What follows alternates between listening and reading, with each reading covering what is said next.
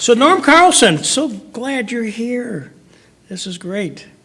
As you've been an instrumental part of the Jackson Center over the years, because we go to you for information, not only your background, your immense piece of history, but access to archives, which have helped us immeasurably. So thank you, and it's just appropriate that it's here. Well, a historian knows, and I'm sure a lawyer knows, everything ties together. Well, absolutely, and you have this wonderful sense of pulling everything together, where one dot leads to another, which leads to another, and so here we are today, and I'm delighted we could do this. So Norm, just when we get started here, let's talk a little bit biographically about your mom and dad. Give me a little background. Where did they come from? Sweden? My parents were both born in Bastøy, Okay. 3.6 miles apart, and they never knew of one another's existence until they were in their 20s. Really? They're both in the town of Bastøy. They were both very much a product of the Depression. They were very responsible, sensible people. Hmm? And I was lucky to have those parents, and of course, they were farm people. They were both, well, my mother was all Swedish extraction. Both her parents were born in this country, but their parents were from Sweden. My father was half Swedish and half old Yankee, so I'm able to join the Sons of the American Revolution, and I have found 6 ancestors in the Revolution, 6 on the Mayflower. Wow. But I'm happy to have the heritage I do, the farm heritage. I wish I had more of my Swedish heritage. I wish that had been carried down through to my childhood. But my upbringing was very rural, and I'm delighted with that.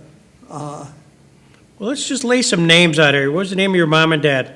Well, my father was Paul Emery Carlson, born 1912, died in 1984. Okay. My mother was Gladys Linnea Hildegard Fosberg. She was born in 1915 and died in 2008. And they both had a terrific work ethic. My father worked until he was no longer able. He got lung cancer. My mother also worked until she was no longer able, which was about the age of 92. She had Parkinson's disease. Or no, she worked till about 87, I think, is when she had to give up. But if there was a way for her to get to the job or make a report, why, she'd do it, and as long as she could. Now, where did she work? She was a full-time stay-at-home parent until 1952, when she went to work as a dietary consultant at Gary Holmes. And she worked there she went to work in the Jamestown School of Practical Nursing, teaching diet and nutrition. And that was 3 days a week, and she could be home when the school bus returned. And then she went to work for the Gary Holmes, and then she also worked for Frewsburg Rest Home the last few years. And there were a few years in there she also worked for WellCare, always as a dietary or a nutrition specialist. She was very, very good. And your dad ran the farm? That's right. He bought the farm in 1939. I have their courting letters, so I know the day he decided to buy that farm. They were married in 1940, and I was born in 1943. My father farmed there alone for, until they were married, and he worked very hard to do that on a farm that size, and he also did quite a lot of custom work. He had an Alice Chalmer U tractor that I've recently restored. They have high road gear, so he could get out and do custom work and get back in time for chores. If there's anything that's important in dairy farming, it's regularity with that milking. So it was a dairy farm. That's right. Had it always been a dairy farm?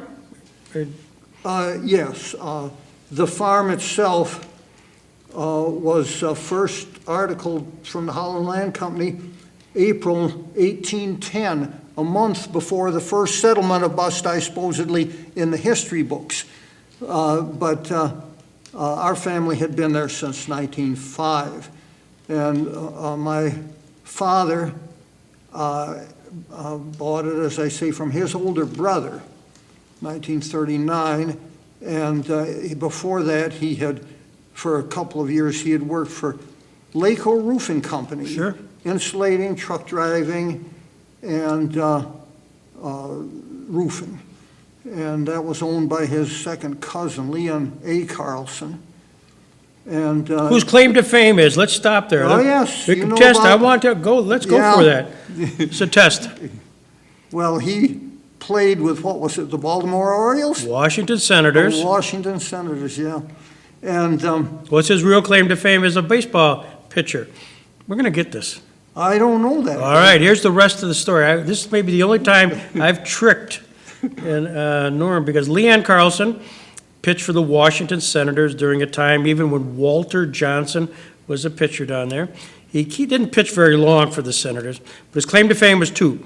One is he came in relief against Babe Ruth.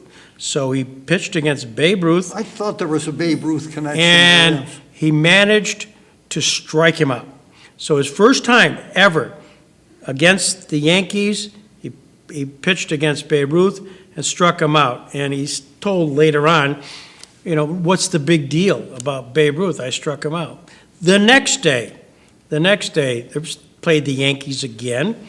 And Leon is brought in relief again, and Babe Ruth is up. So he's just going to pitch him the same way he did the day before, only to have Babe Ruth hit it about 450 feet for a home run. He goes, those are my two claims to fame, pitching against Ruth, striking him out, and him hitting the most monstrous home run ever. It was pretty nice to have somebody that lived their life in Chautauqua County that has that kind of a It is- Babe Ruth connection, isn't It it? is so cool. All right, sorry, we're off a tangent there. Yeah, and my dad's mother died when he was young, 16, and the first few years he and his father cut, split, and piled wood, and those were the days of the cross-cut saw, no chainsaws. And for a while he was a junk man. He'd buy junk and he'd knock it apart and divide the metals up and resell it to the junkyards for a little while, but he always worked very, very hard. His attitude, my dad's attitude, was work hard and mind your own business. And did that become a mantra for Norm Carlson? Well, I always admired that in my dad. I didn't make a fetish or an obsession about it, but I thought that was about as good advice as anybody had ever given me. So when you are in Bustye, talk about your schooling. Where did you go to school, elementary school, and then thereafter? Yeah, I consider myself fortunate. And I started school the year after centralization. Centralization was 1947. And I first went kindergarten, half day, up to Lakewood School with the legendary Gladys Weiss and a Miss Cook, or Mrs. Cook was also there. But Gladys Weiss was, of course, well known as probably the most well-known kindergarten teacher in Bustye history, Lakewood history. But first grade and second grade, I went to the Wellman Road one-room school. Mm-hmm. We had centralization, but they didn't have the facilities to hold every child, so they kept that school open for a few years. My sister was lucky enough to go there 1 year. She's 3 years younger. And as I say, we had first and second grade. Our teacher was Margaret Holmstrom, and her daughter, Twyla, was in the class with us, and I went all through school with her. And I remember a lot of those, or at least a few of those children to this day. And I don't know if it's our first day in school, but very early, Margaret Holmstrom had us get up and count as far as we could count. And I remember, I won't tell you his name, but the young fellow that did the worst got to 2. Well, I got to 200 and I said, I'm tired, can I stop? Well, I'll bet everybody was tired of listening to me too. I had figured out the system. See, so I could have gone on into the millions, but when I was in kindergarten, I had suspected rheumatic fever. I had to stay in bed for a couple of months, and I played on paper. Ah, And I figured out the number system. Most 5-year-olds, 100 is the biggest number they know. But we had the hand pump on the well, and we had old wainscoting in the building. It was beautiful. I loved it. And there was some of the getting up in front of class and reciting. And I had wanted to read. The parents were told in those days, do not teach your children to read before they go to school. And my mother had an encyclopedia. Curiosity was always what drove me. And I was just beside myself that I couldn't read that thing. Well, I remember, going to first grade. This is Alice, this is Jerry, see Spot run. But at least the way I remember it, I could read, I learned, it's just like that. It was easy for me. I had no idea that there was such a thing as grade level. I thought you read or you didn't read. So my mother would take me to the Bus-Style Library with Abby Strickland as the librarian with her great big thick glasses and her square orange alarm clock there on the desk, and get books for me every Saturday night. And I remember I had trouble getting across to both Abby and my mother that I didn't want I didn't know the word that there were children's books and adult books. I didn't want the ones with all the pictures and the big letters. I wanted the bigger books with the smaller letters. I wanted the adult books. And so then I could read my mother's encyclopedia. wow. And at the end of 3rd grade, I found Henry Breasted's Ancient Times, A History of the Early World, 1917. It was an ancient history college text.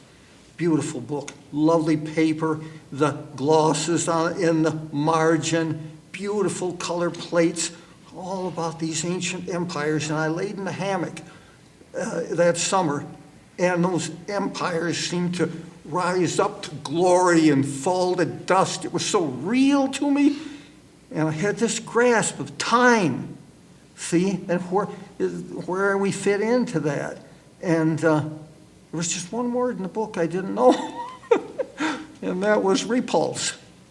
So I looked it up, and so when I was 10 years old, I had seen the dictionary down in the library, and I said, I have to have one of those.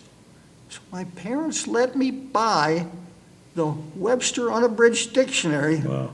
in 1953, maybe, for $55 of my own savings. Best money I ever spent.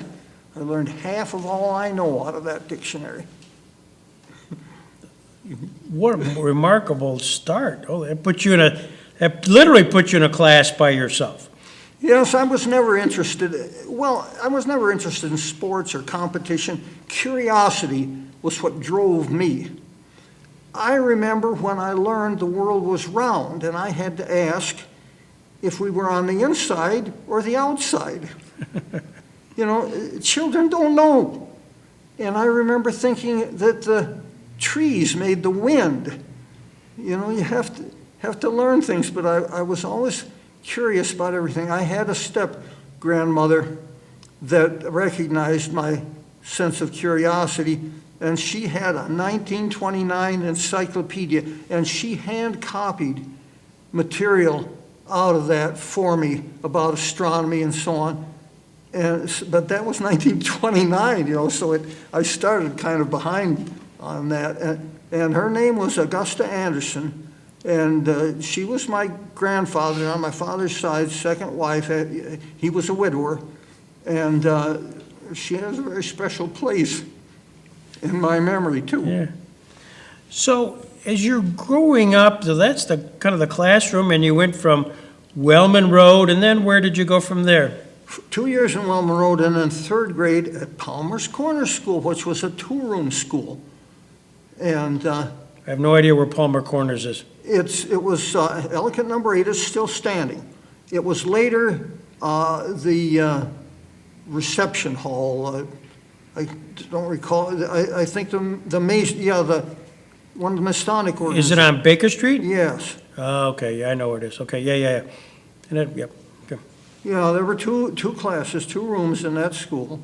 And from there, I went to Celeron in the 4th grade with Mrs. Crawford, and it was the old Celeron school. It was a 2-story with all of the globe incandescent lights hanging from chains, the doors with the transoms. I was always fascinated by surfaces and textures and materials. I used to ride on the bus and watch the utility lines, the electric and phone lines, how they went along, and how the vectors were on the bracings on the poles, and I'd come home and I'd try to make little models with matchsticks and so on. Always curious about the world and how it was put together and how it worked and the different substances and elements. And so these, and I think a big part of that is the stimulation from these old-fashioned buildings. And I know in 4th grade, we would go by the tunnel or the passageway to the new Celeron School, which still sits there, and the walls were coated with ceramic tiles, and they absolutely fascinated me too. So smooth and so hard, and to think they were made out of clay. This materials just fascinated me, and the floors, the marble floors, and that fascinated me in 4th grade. So that gets you to Celeron, and walk me through. 5th grade, I was in the bus garage at Lakewood. They were having space problems, and when the new school, meaning the current high school, was partially built, when the junior high wing was completed, they moved us up there, the 5th grade. That was with Mrs. Briner. And in 6th grade, I was back in Lakewood with Mrs. Peterson, who was not a good teacher. That was really not a good experience there in 6th grade. And then 7th grade, I was in the new school. It was all open then. And Southwestern. Southwestern. I was in there right on up through till graduation. Then I went to Cornell and got a Bachelor of Science degree in 1965. I was in the agriculture school. And then I went to Purdue University and took an entomology program and graduated there in 1970 with a master's degree. I worked for a summer in Michigan's experimental orchards on the west side of Michigan, Fenville, and they needed a mite specialist, and I wasn't. And so I came home in November that year, started farming with my father, and I just liked it. And I stayed there, and I was a farmer until I was employed regularly by Fenton starting in 1995. I had worked for Fenton three consecutive winters. Pete Flagg and I were the photo department. And earlier I'd been on the curatorial board in a volunteer capacity starting in 1972. So you're going from entomology, farming, to history. How does that work? Is this all, did curiosity be the underlying theme through all Greg, three of those things? It really is. My youth was a sort of a sequence of curiosities, of fascinations or obsessions with different subjects, some big and some small, temperature scales, elements, geography, astronomy. I was fascinated by astronomy for much of the time, and even espionage. And then finally, through my interest in country music, it got to folklore and folk music.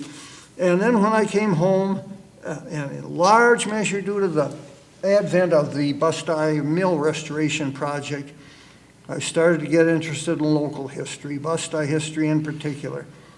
And I would check out these local history books, and I would read them cover to cover, one right after the other, you know, and I thought, how much Bust-I history can there be? There's like 3 books, you know, that have it in. Oh, little did I know. And then, of course, I expanded on out to the rest of the area, and mostly Chautauqua County. We're going to pause for 1 second, and you're going to give me a little bit of a Reader's Digest of Paul Bust-I, because you are so much affiliated with Bust-I, the Bust-I Grill, you know, the Apple Festival, the Bust-I, Norm Carlson. So people are going to be interested to know about Paul Bust-I. Can you give me us a Reader's Digest? You couldn't have asked at a better time. Okay. Because we knew very little about him. He was born in 1749 in Milan, Italy, and the birth date that we've always had proved to be wrong, but it's the correct year. And he was born in a banking family, very well-to-do. He had most of his career in the Netherlands, banking, again, and he, relatively late in life, 45 years old, he married a woman Elizabeth May, who was half English and half Dutch. And then he was brought over to America to replace Theophil Kazanov as the general agent, or agent general, as they call it then, the executive, the chief executive of all the Holland Land Company operations here. And but this past year, a Jamestown native that now lives in Philadelphia, John Everett Jones, began to study him. And Jones is a scholar in the strictest and finest sense of the word. And I mean, I had worked on Paul Bust-I's genealogy in past. Karen Livesey had worked on it. A lot of people had worked on it, never cracked it. But Jones got in touch with a descendant of one of Paul Bust-I's siblings, and together they did a masterful work of scholarship, which has been published in the Italian-American, I can get the correct title, but it's their scholarly magazine. And he came up here during the centennial, John Jones, and gave a program, splendid program, very poorly attended, for us in the bicentennial Lakewood. And he has Paul Bust-I's ancestry back 5 generations. And it's all right there in that portion of Italy. And they were, you know, an aristocratic family of bankers. And I never thought I'd live to see that kind of information. It's one of the biggest delights I've had in my whole life is the fact that has been unearthed. And anyone who's interested can contact me, and I'll put them in touch with the publication. But John Jones himself has, now this is a surprise, he has a wonderful website called Jamestown Swedes. And he just got off on a tangent on Paul Bust-I. And he applies that scholarship. And anybody that's interested in the history of Jamestown Swedish families should know about that website. He studies the Swedes in this area up to the Civil War, and the Danes too. He really studies them. He identifies them. He finds out every kind of primary source you can, what they tell about them, and he puts it together. His name again, I get for the camera? John Everett Jones. Well, I'm in the middle of doing some stuff, so I'll personally take advantage of that. So did Paul have anything to do with the area, or was it just a name attributed to this particular location? So we got this physical area known as Bust-I. It didn't start off that way, did it? Very interesting question, one that has fascinated me for most of my life. The town of Bustye, according to the history books, was formed April 23rd, April, never thought I'd forget it, 23rd, 1823. Well, it didn't go into, like all these laws, all these dates you see in the history book, those are the dates the law was passed. They almost always took effect, usually the second Tuesday of the following March, which in our case was, in Bustye's case was March 2nd, 1824. Paul Bustye died about 6 months later. We do not know who suggested the name, why it was suggested. To me, it looks like, half of it's taken out of Ellicott.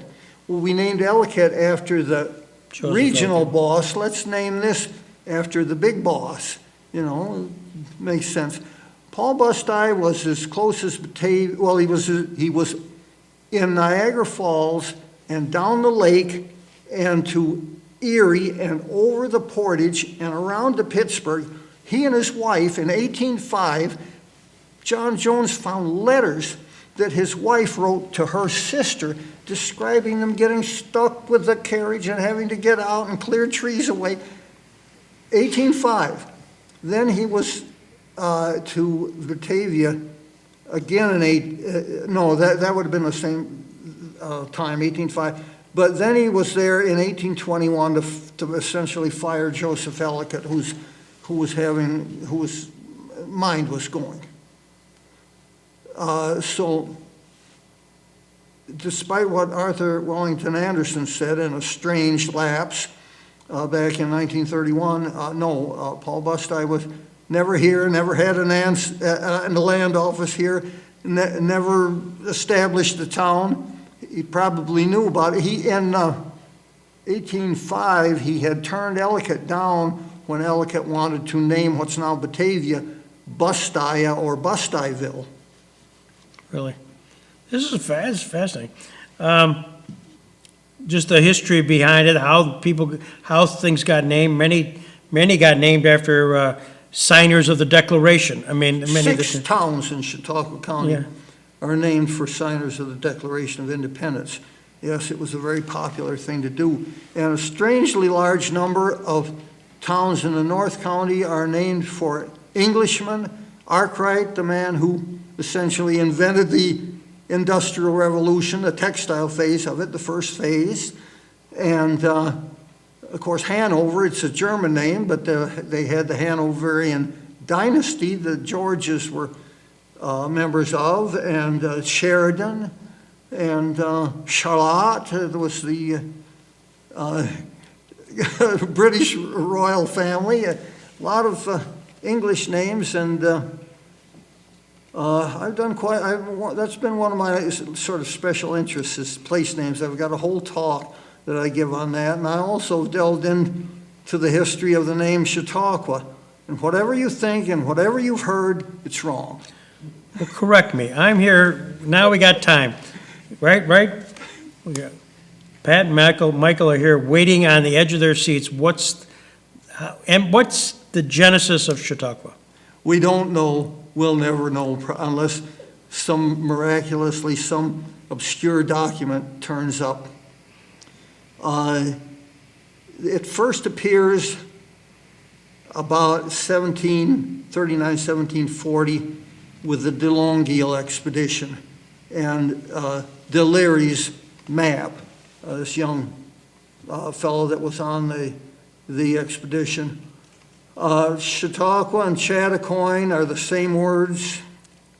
I have collected about a dozen different supposed meanings and about 50 some spellings. William Fenton, no relation to Reuben Fenton, was the dean of mid-20th century Iroquoianists. He spent much of his upbringing in Mayville, heard the stories And a lot of his field work in the 30s and 40s was with the Senecas up and down the river. And in 1941, he published these in the Pennsylvania Archaeologist. It was a series. He said, now that's everything up to the state line. Next time we'll cover Chautauqua and so, some of the others he'd mentioned by name. It was never published. Mm-hmm. I wrote to him, and he sent me his field notes. Wow. He had interviewed different, and of course he was a very scholarly man. And he, in answer to my request, he also talked to, and I can't think of their names now, the man and wife team that were the leading Iroquoian linguists at that time. And they couldn't figure it out. All they could tell me was that all of the other meanings were wrong. And so I have those field notes and I have those letters. And so that means I probably know more about it than anybody that's still alive. Because Fenton is dead now, and I think the two linguists are. So having known, being the only surviving source of knowledge, yet your conclusion is there is no definitive answer to the question, why Chautauqua? That's right, and I presented this at Chautauqua a few years ago at the, it was either at the Hall of Christ or the Hall of Philosophy, thanks to John Schmidt setting that up. And so that's all I can tell you. So again, we drive ourselves from entomology to farming to curiosity, driving you to history. The mill itself, I mean, that was probably your first real love and continues to be your connect. So what's the history of the mill, the apple? Very special to me. My family and then me following along that pattern, we were not community people. We were not social people. We, minded our own business and worked hard. But that's where we made our first exception. We were interested in that way back in the 60s when Joseph Gerasi was supervisor, and he was seeking some alternative to demolition. And I was there, my father and I were there, the first day that any work was done, which was in September 1971, and the first day we got inside the mill, which was October 1971. The project, Well, had it been privately owned, is that? The mill was signed over for taxes due from Clarence Andrews to the town of Bustye. Got it. And it was right adjacent to their developing town park. Mm-hmm. Now, Stanley Weeks, very early, like 1960 or something, proposed that it be restored in some fashion because of the Masonic connection to Bustye and to Heman Bush in particular, the man who had the mill built. And Well, let's connect that, Doc, because we are here in the Scottish Rite Consistory, which Stan Weeks had encouraged us to buy. So we got a Stan Week connection. That's right. Connect me to the Bush family. all right. Mount Moriah Lodge was organized in Bustye. Okay. In Heman Bush's Tavern that still stands in 1817. Now, I wrote a fairly extensive early history of the Mount Moriah Lodge for the lodge on their, bicentennial or something that they published just a few years ago. The meetings were moved to Jamestown right after that, but they were held in Heman Bush's Tavern, and he was the first Grand Master, is that the correct title there? Yep. And he was very prominent in Masonic activities in that very early period. I had no idea. Okay, go ahead. I keep going. I love this story. Keep going. So, Well, in 1963, Erlene Lydell, June 30th, 1963, I think it was, wrote a letter to the town board proposing that the mill be saved and restored. That impressed Joseph Gerasi, who was supervisor. And when Dorothy Sienkiewicz called about projects for the 4-H, the Shamrock, Bust-Eye Shamrocks 4-H, they had previously helped clean up some cemeteries and done some other community work. He suggested the mill. And they took the bit in their mouth and they went from there. Those, you know, you hear, there's a lot of stories that seem a little too good to be true. But really this one about those three girls, Diane Pangborn, Mary Sienkiewicz, and Louise Carlson, 15, 16-year-old girls. They took that bit in their mouth and it went on from there. It's a long, long story, and it's a wonderful story. And the adults only became involved later. The Historical Society for the town would not sign over property to an organization that was composed of minors. The Historical Society formed in February 1972 to help the 4-H out that way. And with that, initially, the hope was that that mill would be restored by 1976 for the National Bicentennial. It didn't make it until 2013.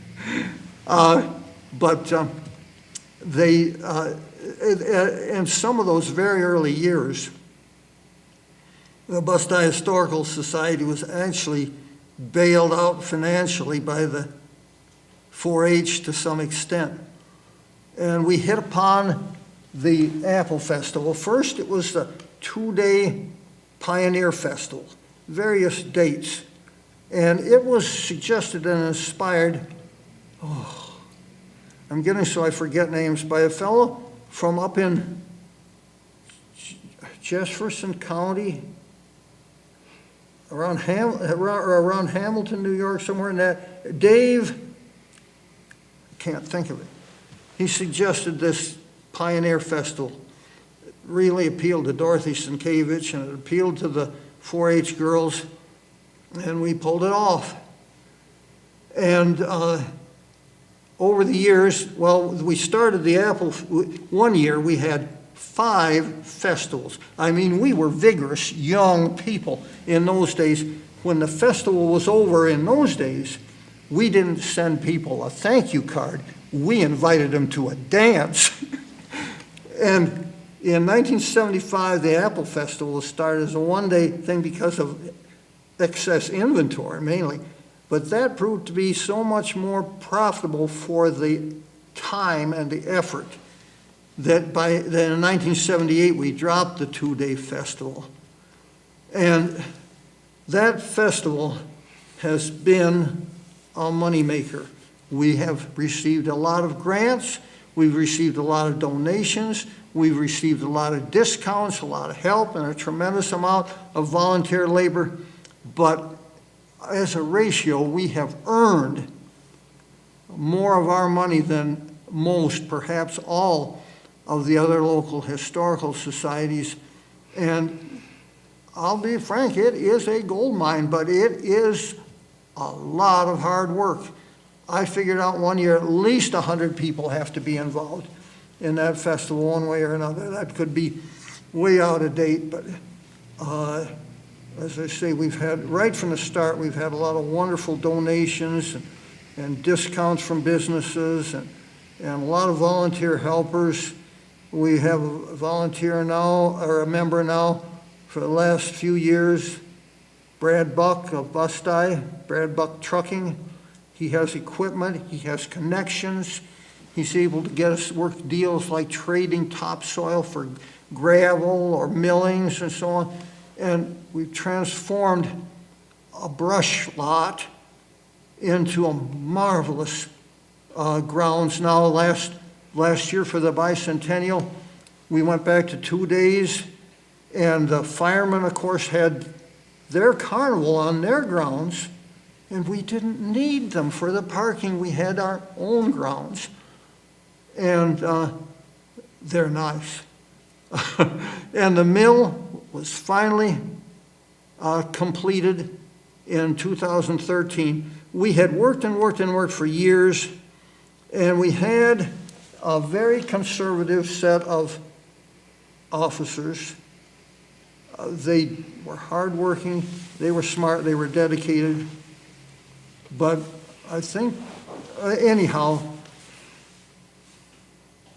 some of the members said, why don't you run, maybe some of these people are getting a little stale or something.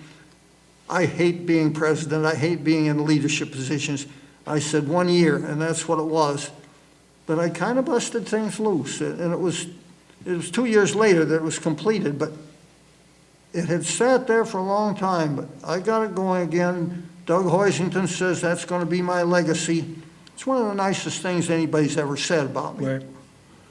And, well, I got everything painted when I was president, and we got the Cricker, James Cricker. He's been there 3 times. He's a professional millwright. We got him in to advise.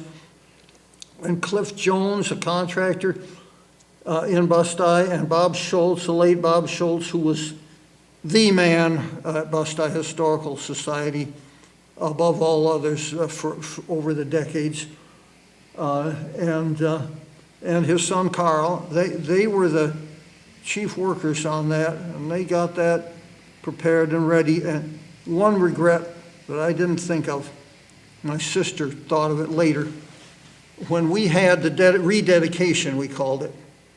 It had a little ceremony there, and we actually got Mary Sienkiewicz, one of the original 3 girls back down from Buffalo, to talk, and I gave a little talk. I wish I had worn the same clothes my dad typically wore, Yeah.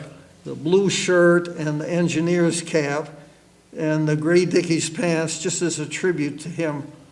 Because that man had, he'd never been a member of the Grange or the Masons or anything, and he got out and joined that historical society and put his heart in that. And my mother was right there too beside him, and that kind of broke the ice, and he and the whole family became members of the Chautauqua County Antique Equipment Association. Wonderful organization, all kinds of fun. So it all meant a lot. It was all tied together, and if I had done that, it would have been a nice gesture symbolizing that. I wish I had thought of that. But we were able, or I was able, to find some descendants of Francis Soule, who was the man who actually built the mill. The mill site, there was the first thing there was a fulling mill in 1817. Then there was a clock manufacturer there. Then Heman Bush built his first mill there about 1832, and the current one was built, I think, in 1838 and 9.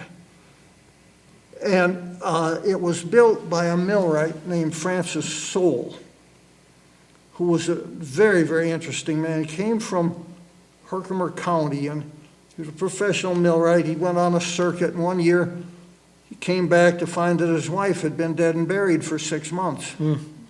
And he moved to Stockton, and he and Bush traded land, and somehow he built that mill for Bush. And Bush died, he died in May of 1839, so he didn't get much. He sold it to Soule, and we located some descendants of Soule. Quite 10 or 12 of them came, and that meant a lot to me. It meant a lot to them. They fully got it, what that was all about and what their heritage was there.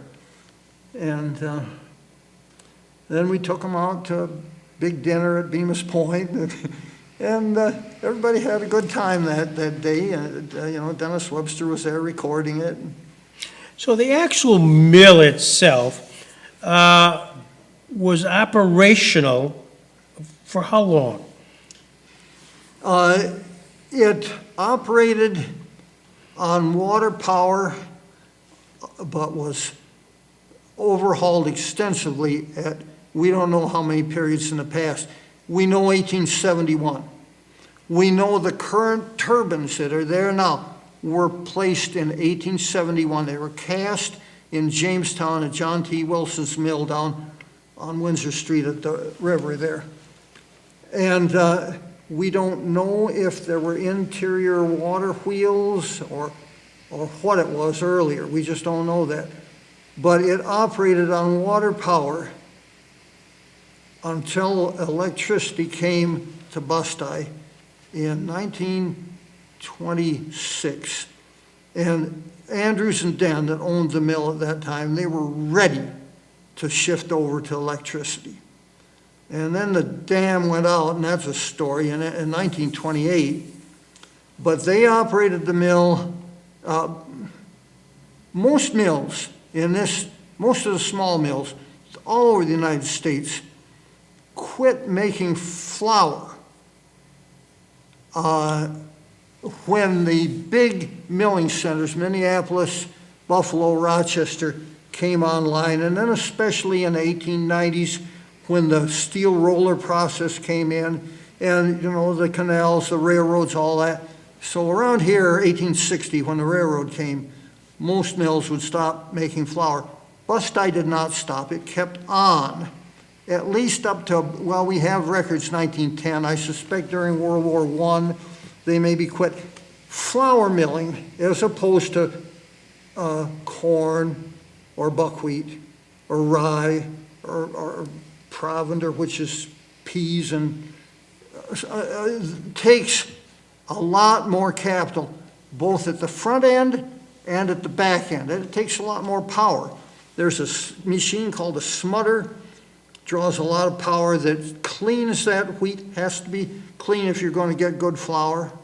And then there's a more involved sifting process at the tail end too. So wheat is a high cost, and a lot of technological improvements were made that applied to the bigger mills. But for whatever reason, we kept on, and so they kept on grinding there. In the 20s, they put in an electric grinder. By that time, they were doing mainly animal feed, what we call grist, for farmers, local farmers. And Pike Andrews, Clarence Andrews, had the Pearl City Mills in Jamestown, and he had a truck, and Bustye was kind of a second outpost there. Starting in 1951, he rented the place out first to Harold Bloomberg, and then to Walgren, and they quit grinding about 1956, but it was open as a sales outlet. The Lucy Peak says till around 1960. I found ads in 1959. I have one place where I'm working on people. I might be able to get some kind of primary evidence. I suspect it probably closed its doors December 31st, 1958.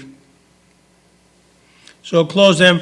So it had really nothing to do. You have an apple festival, which is the focus point of this event, but it's really the mill, which was really flour and grist and other things. That does confuse people. It does, yeah. And so it's really not an apple. No, add in the fact that there is a cider mill in Bustye, and it's also red. Yeah, and you drive by it coming into. It's on the other end of Bustye. Yeah. So all that is great, and it's just, I'm glad to clarify that, because you see flour on it, and it's an apple festival. And what, it is your legacy. It is the Norm Carlson legacy and all Well, of there that. have been a lot of people helping in a big way down there through the years in all kinds of different ways, whether it's finance. I'm amazed at treasurers, how they handle numbers and how they love to produce these charts and tables and right down to the penny. Boy, that's so important. I could never do that. And of course, the food elements, the preparation, the pie making, and the sales and all of that, and carpentry and related skills. My gosh, how I admire people who are good at, and there are people who are good at that, you know, and just, I could go on and on. Speaking of going on and on, so that's really your start point, but for most of us who are gonna watch this YouTube, they know you through the Fenton. They know you were the portal for information. You're the guy they call first and saying, can you tell us about Indians' burial grounds in Chautauqua County? Or can you tell us about, do you have anything on Crescent Tool and the Peterson family? Or things to that effect. You know, you're the go-to guy, you have been for so many years. How did you get as vast, again, curiosity? Is that how it worked?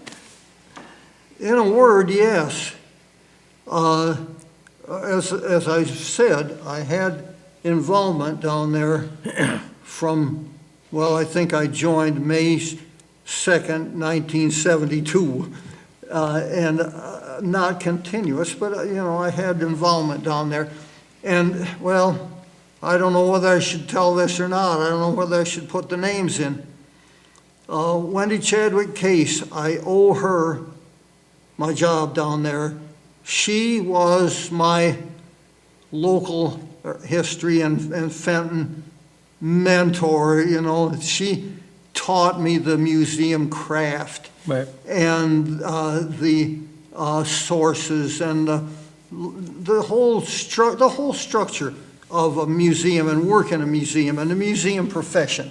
I didn't have professional museum training. I mean, there are places where you can get this. And so she was the one I relied on most. And she was also a young mother. And so she was in touch with popular culture. And when questions would come in, whether there was a brand name, maybe an item, you know, that, or even the slang and so on, she was my connection to that.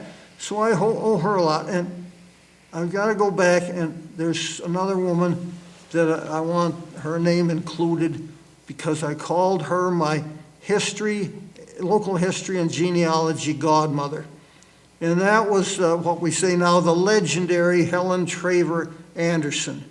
She was a genealogist around here, you know, and to be perfectly frank, she was a mean old lady. She was, but I have a soft spot in my heart for her because she showed me the ropes and she got me going. She showed me what the books were that I needed to know. She just really showed me how genealogy was done, what it was. You know, she was a specialist at that. She was DAR, and this was in the old days before the internet. Mm-hmm. So she was my genealogy grounding, and like I say, I call her my genealogy and local history godmother.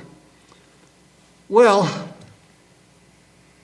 the story, and this is probably one of the reasons why this should be held until after I'm dead, but when Lucille Ball died, Wendy told me that the whole world called Fenton, and nobody knew anything. And she said, whenever anybody calls, they don't seem to know anything. And she says, I kept telling Kristen, hire Norman, and this won't happen ever again. So when I got hired, I was damn well going to make sure that it didn't happen ever again.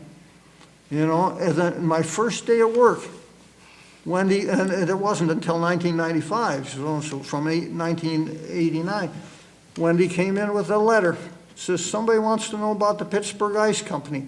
I could look this up, but even though it's not in his job description, Norman can answer that off the top of his head.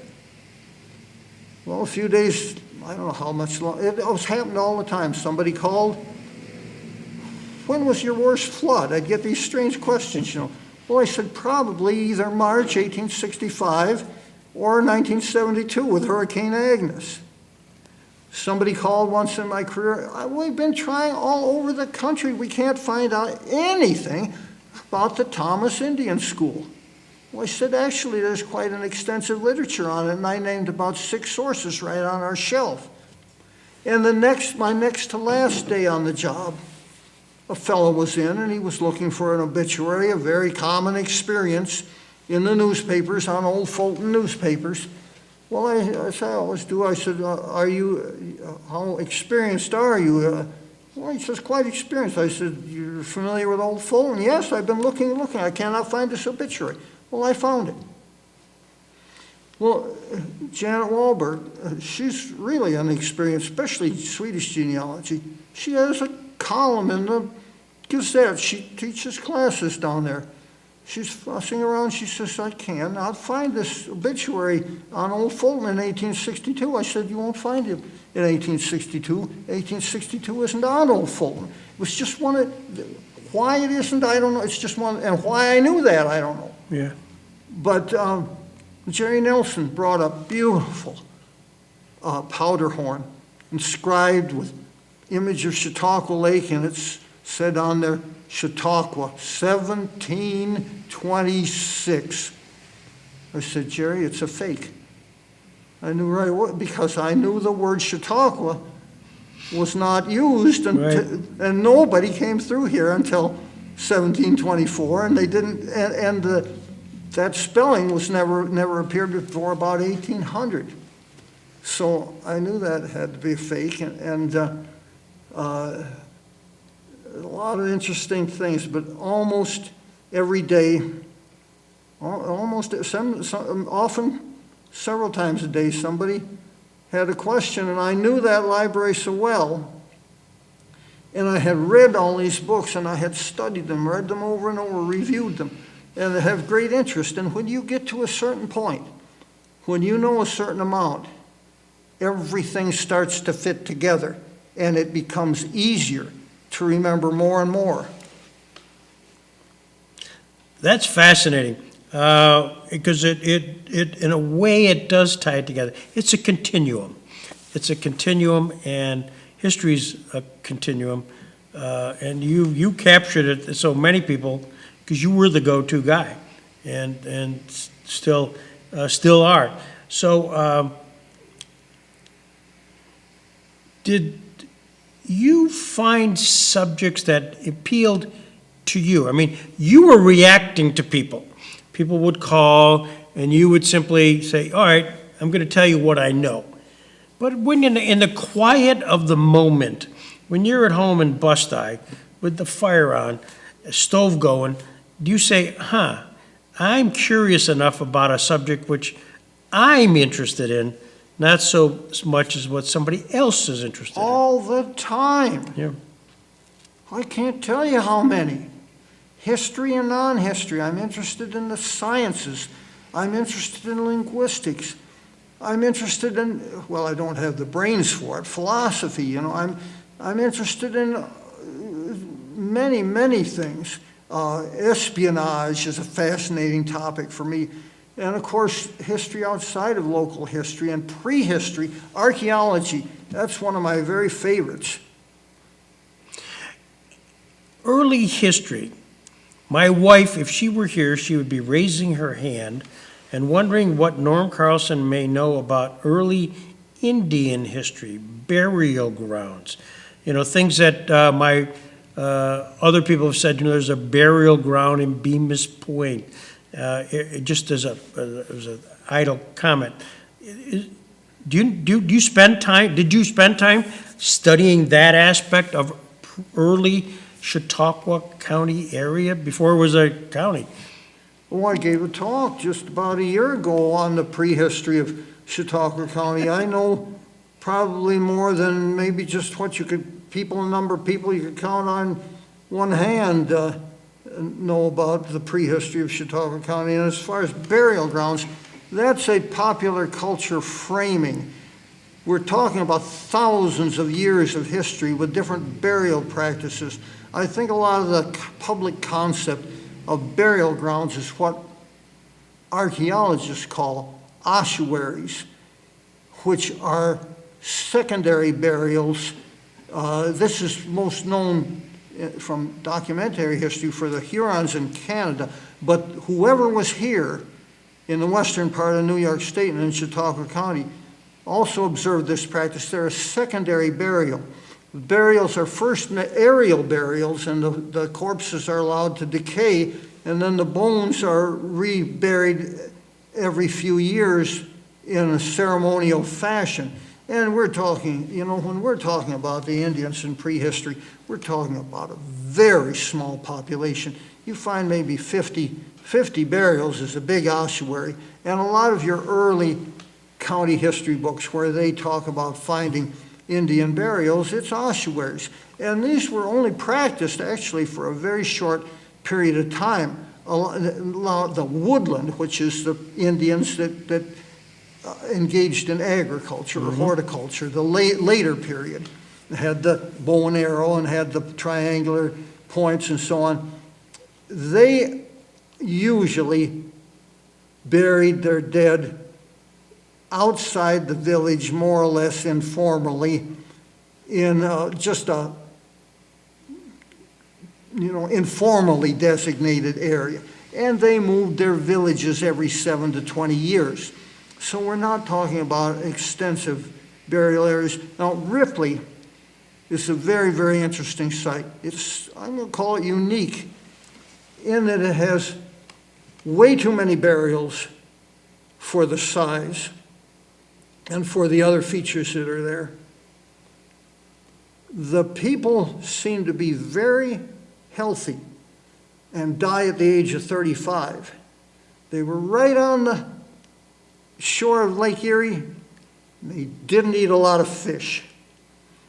And their affinity, their pottery affinity, is how archaeologists tell the relationship between villages over geography and over time. They're close. Usually this is like going to be some other site that 2 to 10 miles away. It's Newton Hopper in Erie County, 65 miles away. Really weird. Unfortunately, a lot of the material from the Ripley, there were two major, there have been a lot of everything from pot hunters to minor digs, but there have been two major digs at Ripley. Arthur Parker, the state archaeologist, in 1906 published this classic book in 1907, and then the project that started in 1989. It was supposed to be published in 2 volumes by the State Museum. The first volume was published in 1994. The second volume was never published. The first volume was a reassessment of existing materials, whether they're in the Peabody Museum or in Albany or in private hands. I mean, they scoured, and then the new findings were supposed to be published and never were. I'd like to thank the politician that helped me get a peek at some of the drafts, but I won't because I'm not sure he was supposed to do that. Well, good. I'm glad you got to at least see them. Along those lines, again, early Chautauqua County, we hear about the Celeron and the French expedition. And again, I'm sure only you really have a good handle on it. Can you give us a time and a grasp where we really had the Europeans finding their way through this area? I probably know as much about that as anybody alive. My wife's right here giving me these questions. I want you to know that. The old history books talk about Celeron in 1749. Since 1917, we should have known that there was a larger expedition 10 years earlier. And pardon my French, it was no pun intended. Baron de Longueuil and his cartographer was a young fellow named Deliri. His father was the commandant at Fort Niagara, and he took readings and drew the map. And this was an expedition that went on down to participate in the Chickasaw War down in the south central United States. Then of course there was the Celeron expedition 10 years later, and then there was the French the buildup and the French and Indian War, especially 1753 and 54. And Donald Kent was the expert on that. And there's a good publication that you can still get down in Pennsylvania, that published in 1953 on that. There probably were traders that came down through as early as 1724, because there weren't a lot of there weren't Indians downriver before that. They moved over from the eastern Pennsylvania, so there wasn't much incentive for the traders before that. And the traders in France were supposed to be licensed, and recorded. But I'm sure there were some that were not, that went down through and traded, but not before 1724. And no records before 1739.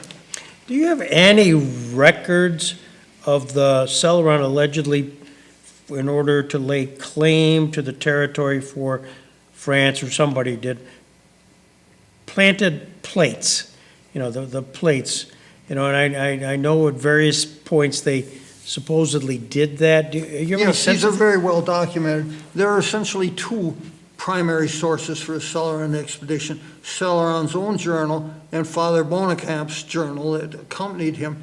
And the first of those plates was planted down where the Conewango runs into, or no, I think it's where the Broken Straw runs into the Allegheny. And two, I think, of them have been found.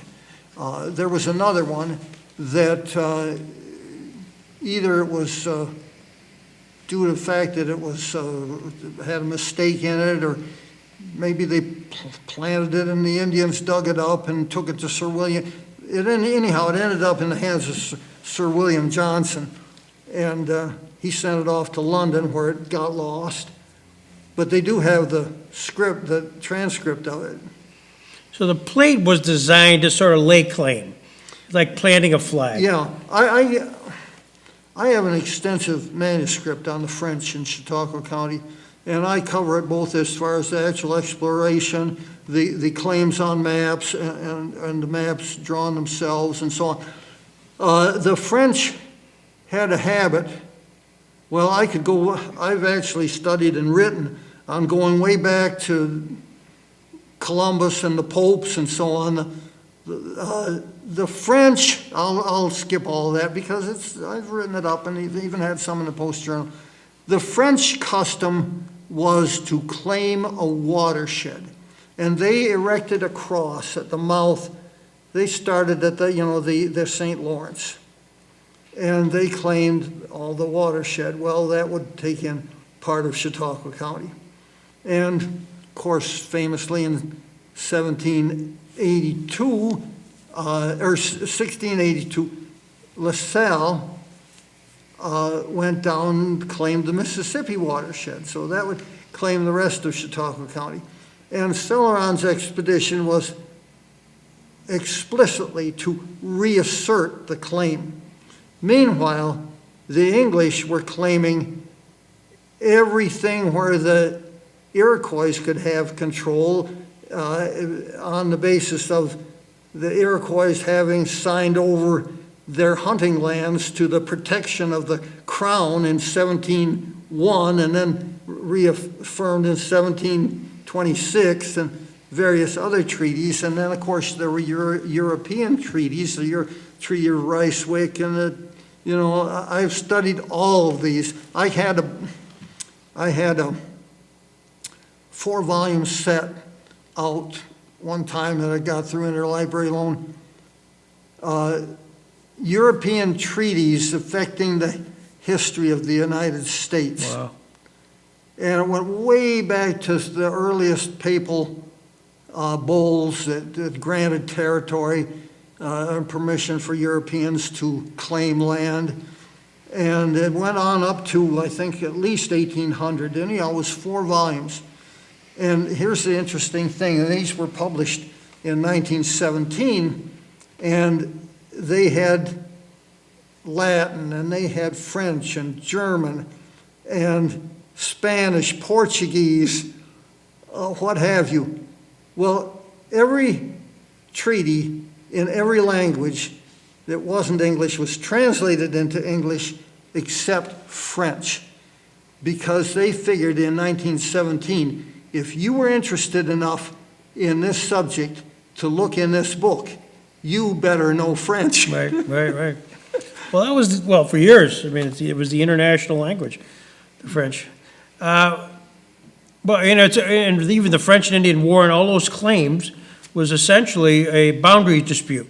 I mean, we're talking basic real estate, title search That's right. work, and in today's world, you'd have an Article 15 action and a lawsuit, and you go to our local Supreme Court and you'd settle it. But you got the French over here, you got the English over here, you got the Indians, so you have a tripartite claim on lands, and hence French and Indian War, hence all those things, which really is real estate. Yeah, this Chautauqua County has been claimed by the Spaniards, the Iroquois, of course, and the French, and the British, and of course the United States. It's been claimed by New York State, it's been claimed by Virginia, Massachusetts, part of it by Connecticut. Connecticut, yeah. A 2.5-mile strip. And that's an interesting story that very few people know.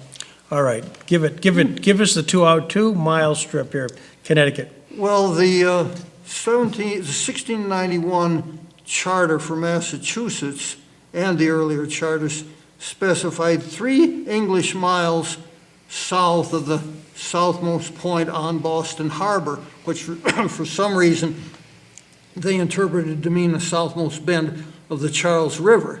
And starting in 1671, they sent different surveyors out, and there was a surveying team that put a stake at what's now called Burnt Swamp Corners, where Rhode Island and Massachusetts come together there in the corner. Anyhow, Connecticut then got a charter for everything south of the Massachusetts charter. See, when they came along later, 1667 or whenever it was. So New York had to claim by the grant to the Duke of York. The English took it to New York from the Dutch twice. And the charter and the description were about the same. It could be interpreted as the the west branch of the Delaware River, and then a line from the source of the Delaware River to the source of the Connecticut River. That's how you'd interpret it. So all of the claims out this way were on the basis of the Iroquois. Well, anyhow, after the Revolution, Massachusetts and New York sat down and called the Hartford Convention in 1786, and they agreed that New York would have the civil jurisdiction, Massachusetts would have the preemption right, or the right to sell the Indian title, the Indian claims. But you'd have to get the claims from the Indians themselves. They took that as the northernmost boundary of Pennsylvania, which is the 42nd parallel. It's very close, but actually when you get studying that line from the Charles River, there's about 2.5 miles, goes about right through the mill, that nobody noticed until a couple of guys noticed it in like 1796.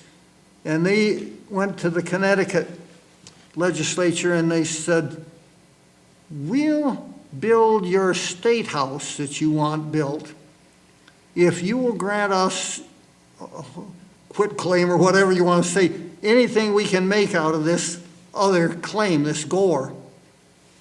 And they agreed to the deal. Now, one of the history books, which is Chautauqua County and Its People, the 1921 set, says that was never settled. Well, that's not true.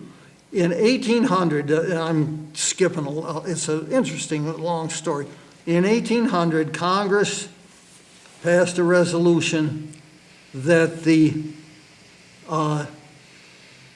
eastern boundary of New York State would be the western boundary of Connecticut.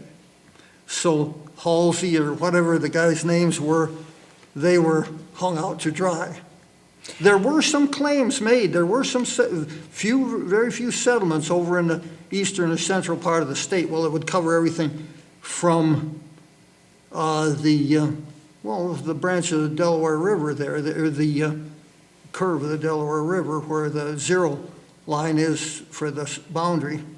Are you aware of when you look at our boundary, and you look at Pennsylvania, you look at Ohio, this kind of crazy setup. You have northeast Pennsylvania as a title, located in northwest Pennsylvania. Yes. And I've only heard enough to know that I'm very confused as to that little kind of gap or area between, It's called the Erie Triangle. thank you. Anytime you see something like that on a map, you know there's a story. Yeah.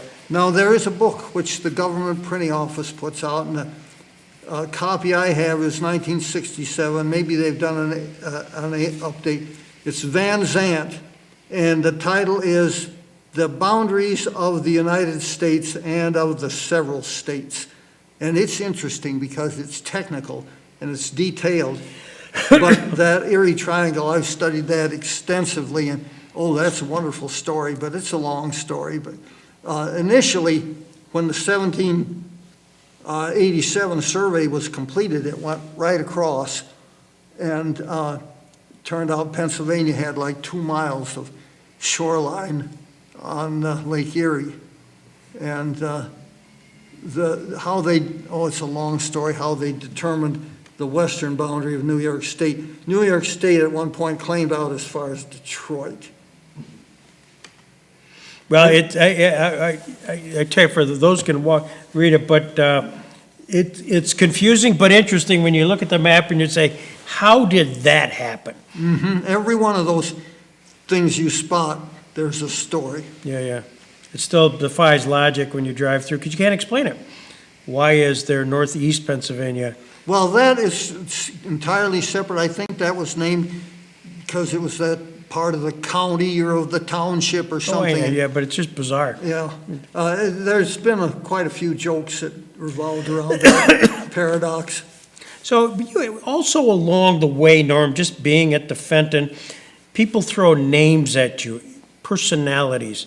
What do you know about so-and-so, the Linné family, the Carl Peterson family? It just goes on. I'm not asking you to answer those questions, but are there an individual or two that has sort of stumped you, where it's a notable somebody in our history, and all of a sudden the backstory of that person is such that it's just, there's a void that you'd say, I haven't been able to get my arms around that?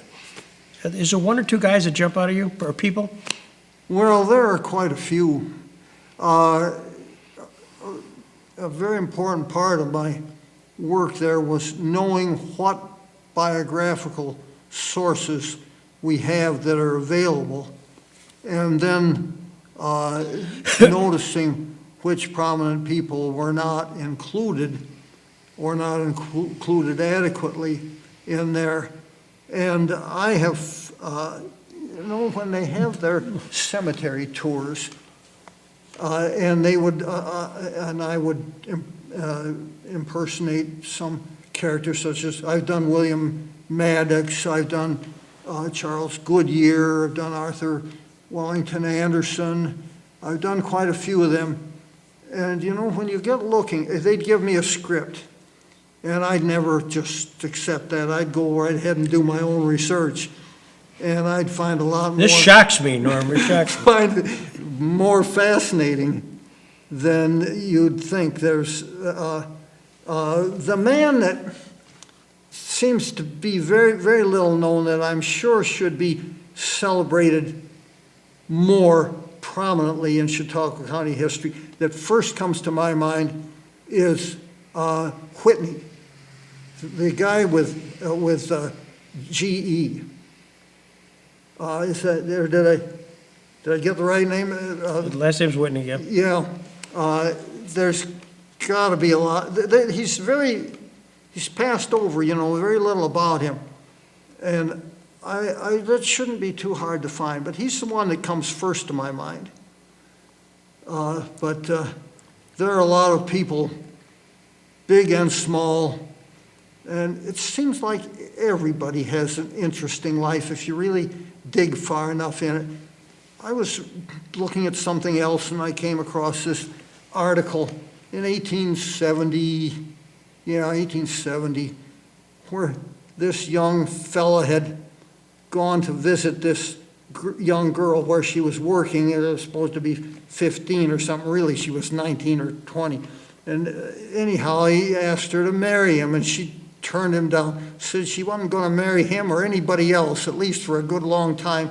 And he went outside and he says goodbye, and he shot himself through the head, and the newspaper said, well, okay, we said yesterday he was dead, but he isn't really dead yet, but probably will be. So I got looking into these two people, they were pretty small, ordinary people, but it's interesting that the fella did live, and he eventually married somebody else, and when he was 50 years old, he was living in Celeron or West Ellicott, and you know what an acetylene lighting system is? Mm-hmm. Was acting up, and he went down in the cellar, and it blew up and blew his head off. No, wow. And the girl, like 9 years later, she married somebody else. Or he was like 30 years older than she was. And she was from a family where there were a lot of suicides, and she ended up hanging herself in the barn down in Sugar Grove. I feel like it's a Paul Harvey story. Now you know the rest of the story. Yeah, right. Everything seems to be like that. At least an awful lot of history. You can, if you want to dig, you can find it. It's just interesting. I mean, it's just human lives and human institutional progress and technological history, geography. Everything is interesting if you look deep enough. Yeah, I remember my parents would, when I was interested in ancient history, they would say, "Oh, that was the most boring subject that we took in high school." And I'd think, how could they make this stuff boring? And then when I got to that in school, I found out, they left out the interesting parts. Can I tell a joke here, a popular story? Sure, This is please. from television. Please. Remember Leave It to Beaver? Very well. So Wally comes home, and Beaver says, "Well, what do you learn in high school? What do they teach you there?" "Oh, a lot of stuff." He says, "Like history." And well, what about it? What about history? Well, he says, like today we learned about King Charles. Well, what about it? They cut off his head. "Oh, cool," says Beaver. "What did they do with the head?" "Well, I don't know." Wally says, "You have to wait till college before they tell you that." Put it on a spike, by the way. Oh, my gosh. What keeps you juiced up here? I mean, Norm, you're at an opportunity where you got the world is your oyster. I mean, you have all kinds of interest, but what's your interest that's going to keep you going day after day? Well, this may sound funny, but it's honest. I'm old. I'm 80 years old. I don't have much time left. And I will die, and I still won't know everything. And that really bothers me. I'm reading, cosmology and history of all kinds. Everything I get my hands on seems like I'm interested in one way or another. And I see nowadays with the internet and all these things on YouTube and Wikipedia, they're tantalizing, they're teasers, they're hints, and there's so much more that I could know about, that I can follow up on. And no matter what I do, I cannot know it all by the time I'm dead. Well, none of us can, so don't feel concerned about that. I'm looking at this piece we have not talked about. This is your compassion with folk music.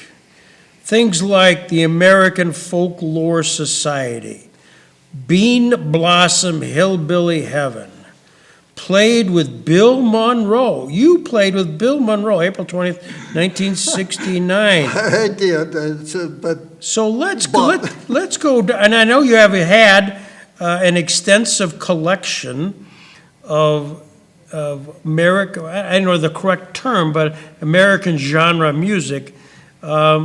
Talk to me about that. Why, Yeah. how'd you get that interest? I wish I knew why people even can recognize music. Other animals can't. And why do people like the music they like? You know, you take say you're looking at a Miss America contest, and almost everybody's going to agree these are beautiful women. But you take a bunch of music and songs, and nobody agrees. They all have different favorites. Why? Why does social class have something to do with your musical taste? Why do different generations like different music? I don't know. All I know is that when I heard country music, I knew, just like that I was born for that. It was a whole new world. I had never experienced beauty before. It's very simple music, but that's the way I'm set up. And now, Johnny Van, who had the shop in Brooklyn Square, The hot the dogs. tailor shop, yeah. Oh, Taylor, yes. He took me to the opera at Chautauqua. You know, I didn't take to it, but he gave me the opportunity. You don't know what you're going to like. It didn't have anything to do with my generation, didn't have anything to do with my social class. A lot of boys at age 13 get interested in music. In fact, I hate to say that, I bought 2 rock records. At least they were on 78 RPM. But when I heard country music in December 1956, never bought another rock record, started buying this country music. It was just something that was in me. Now, I had been exposed to it before and had taken to it really strongly. Well, actually, both at 2 years old and at 5 years old. At 2 years old, the Sons of the Pioneers, Cool Water, I loved that song. My parents in 1945 had a $500 radio record player console that they let me use, and I was so careful with those records, and I knew what every record was, and of course I couldn't read, and people thought I was psychic. They'd say, how do you know? Well, I'd see the lines, the appearance of the concentric spiral and circle.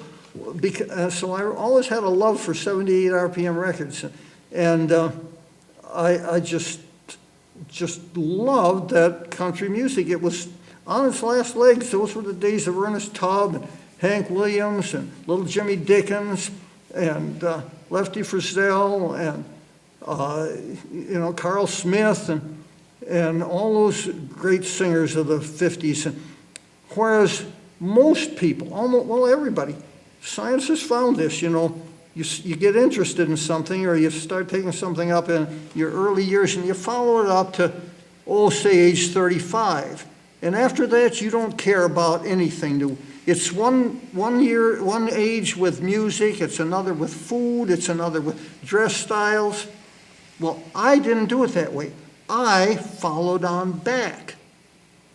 Instead of following it on down the next few years, I thought, well, first of all, I was kind of surprised that these hits they played on the radio would come and go, because I thought, I like that song just as much now as I did 4 months ago.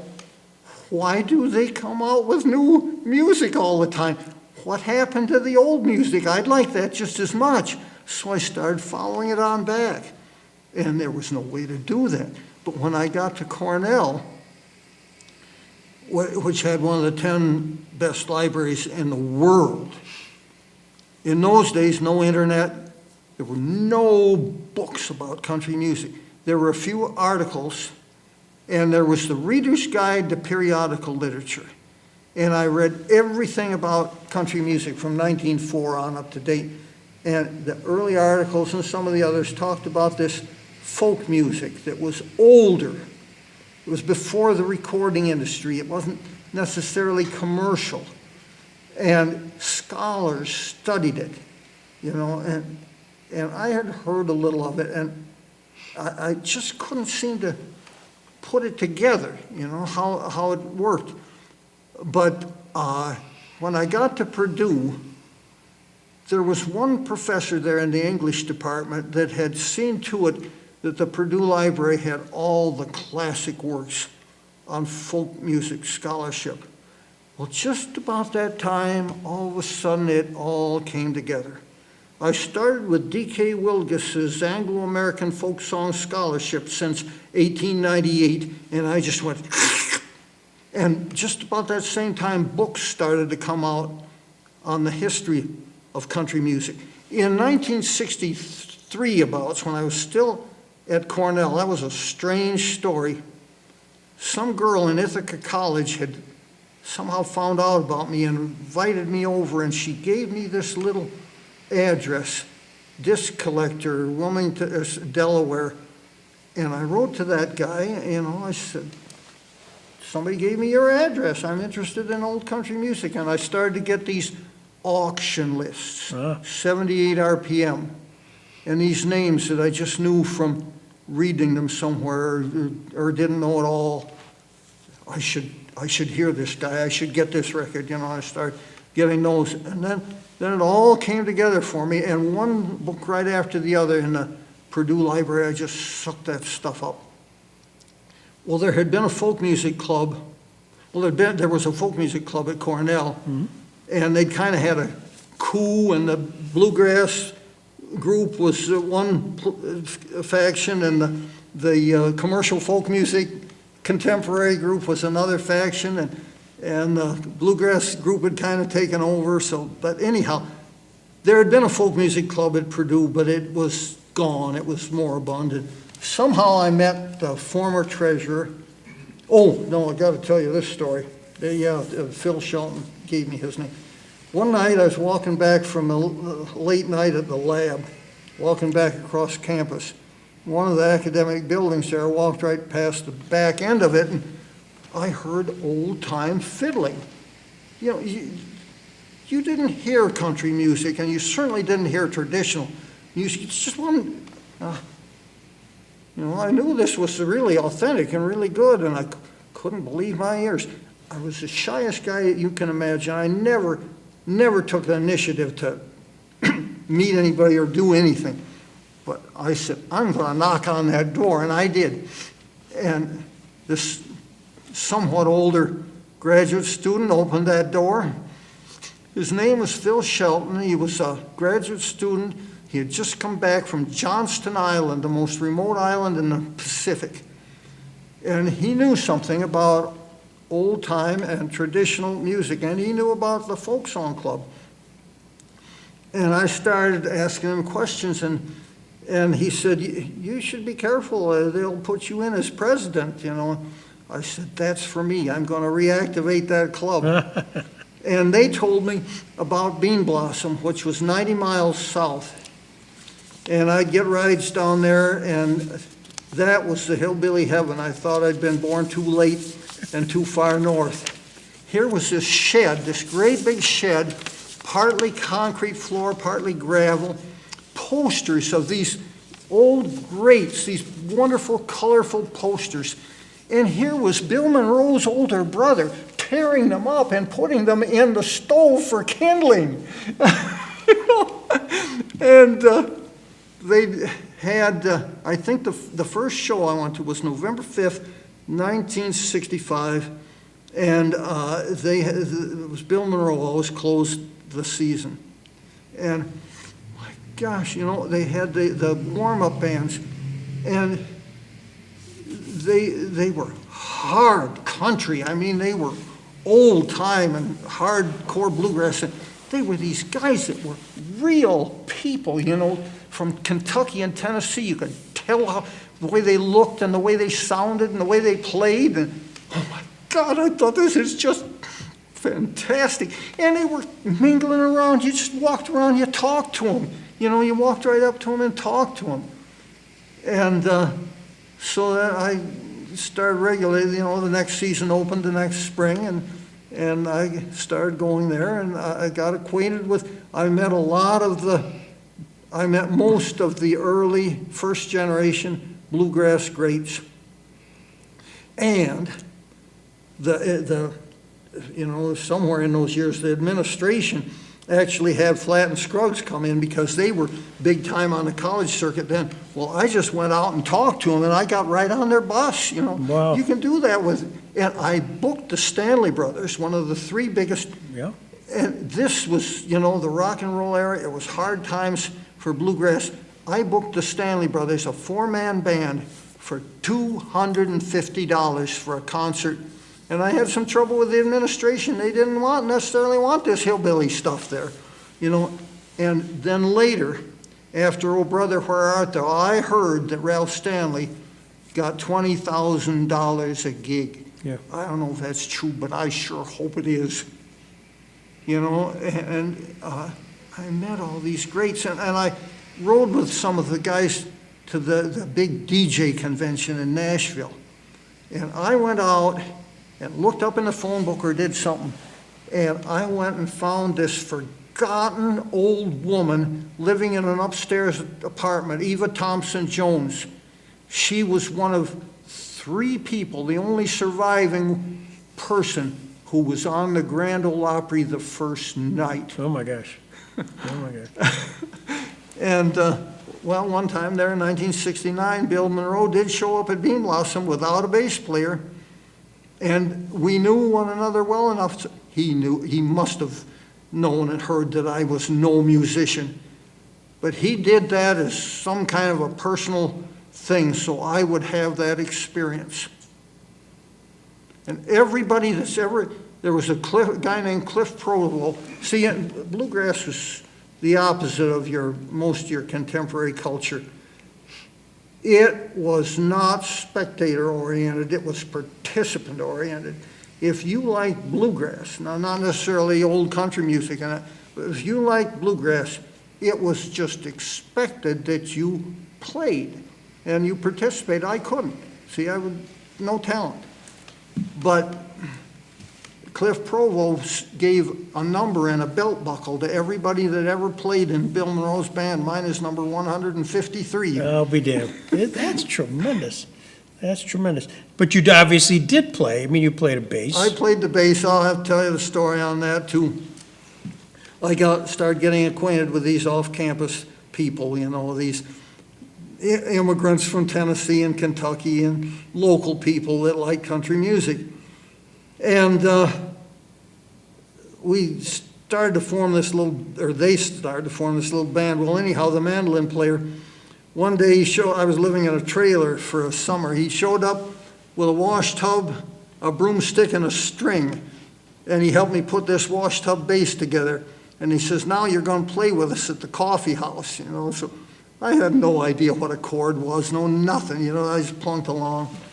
And it went on for some months, and one time, two of the guys were in electrical engineering, and somehow we got invited to some friend of theirs' house for dinner and to play, and right behind where we were playing, there was this bass, you know, bass fiddle, and they kept saying, it's for sale, you know.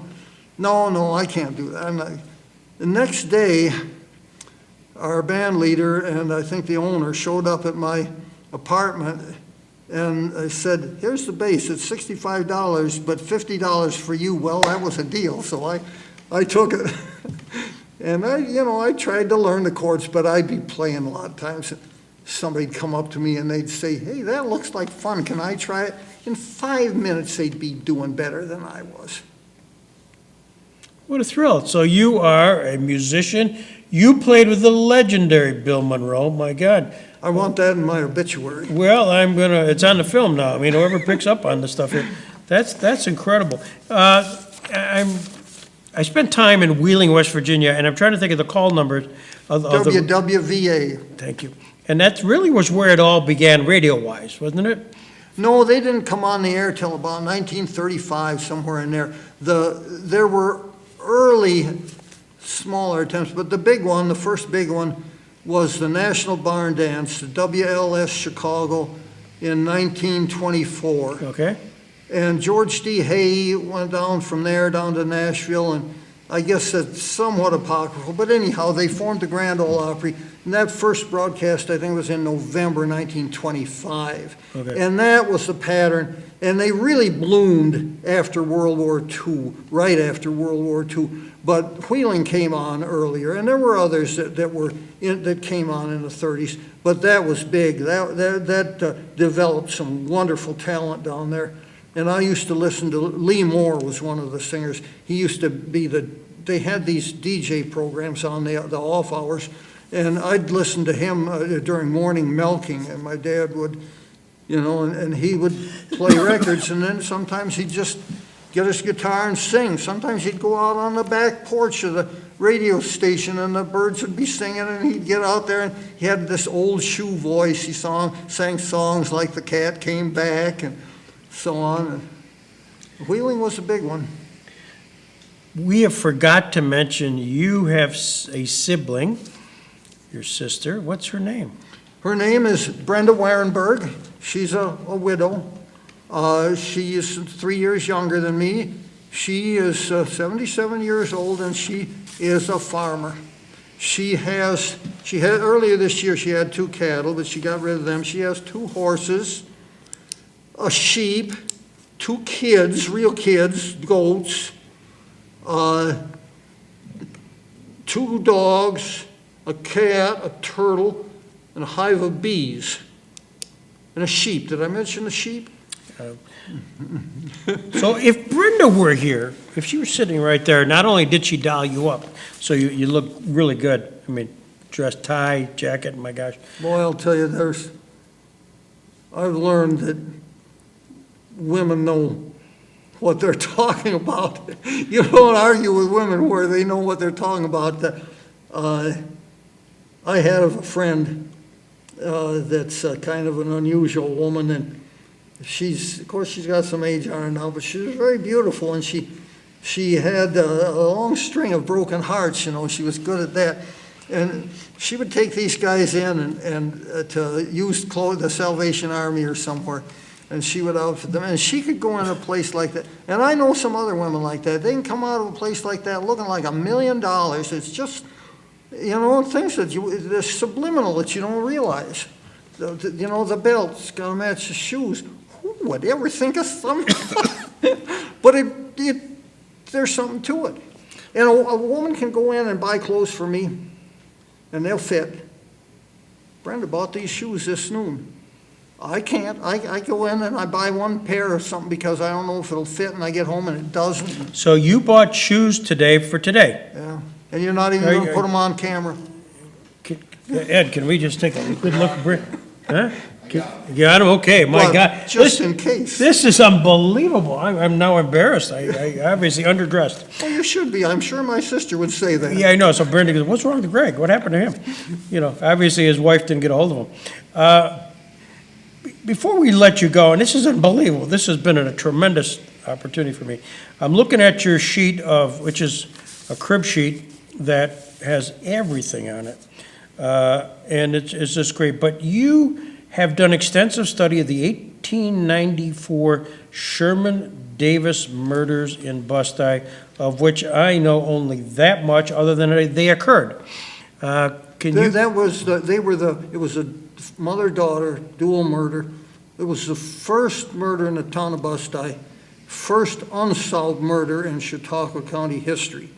Now, I know I'm a different guy. I do not share or even understand the public's fascination with murder, but this is another story that just kept, I took it as an assignment we had up at Fredonia. Jack Erickson or somebody had a history seminar, where there were like 5 or 6 of us, and we were each assigned a topic. And I thought I'd just take that. I knew there had to be more to it. And it's just kept on giving, that one thing after the other would unfold. It has absolutely everything except a solution. Did you find one? No, I will never. That's the solution has gone to the grave long ago. There were like 50 suspects, depending on You know, the press built them up. They were paid by the word. They came in from the big cities, and they were paid by the word, and they develop every lead and every rumor and every suspect there was, and then, oh, no, he had an alibi, and then somebody else was the suspect. Sounds like an Agatha Christie novel. So just basically, Reader's Digest, what happened? What were the facts that the 1894 Sherman Davis murders? All right, now, Winslow Sherman and his wife, Laura, in their 70s, lived on Winch Road, just south of Baker Street. And his cousin lived a little farther up on Winch Road. That was Myron Sherman and his wife, Frances. And they'd had kind of a tragic life. They'd had a lot of deaths in the family, including recently. But anyhow, to keep the story short, and this goes for over an hour, and I never have anybody leave their seats. Well, they were crossing the railroad track, which was ground level then. They're just where it is west by the Baptist church now. And the train hit them and killed the little granddaughter, 2 years old, and the old couple lingered for a few days and died.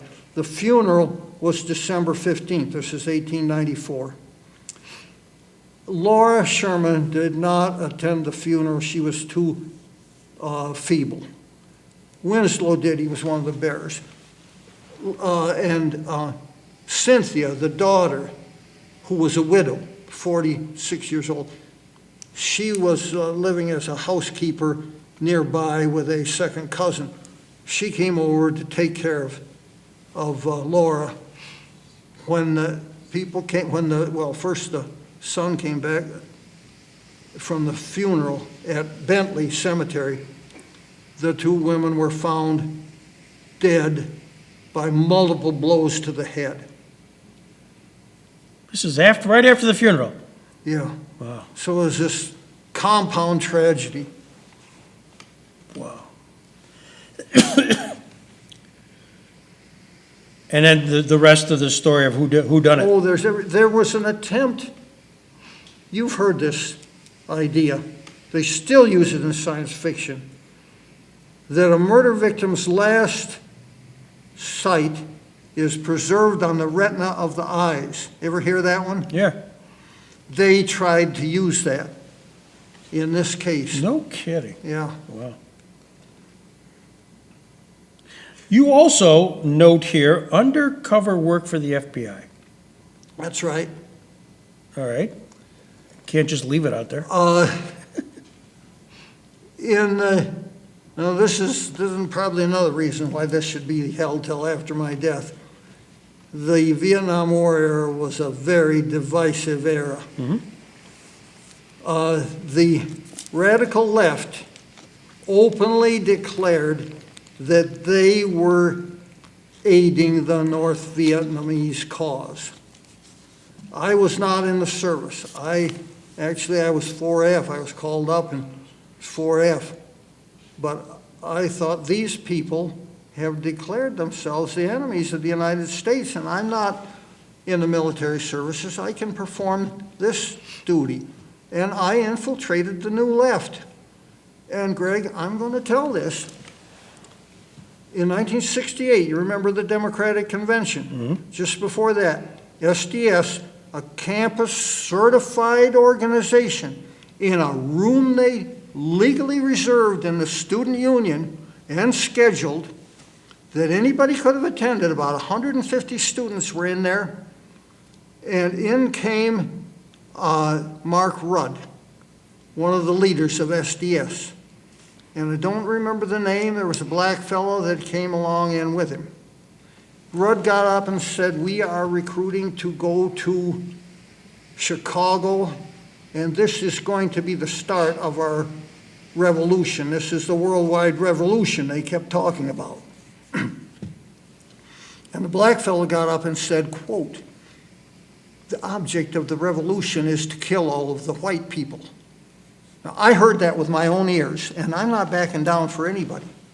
So I'm proud of my service in infiltrating groups like that. And then that information got reported up or to the FBI? I reported every time to the FBI. I went incognito up to Chicago to testify one time. I also went to the Nixon inauguration riots with a carload of radicals. And I exercised my memory there. Names, dates, places of origin.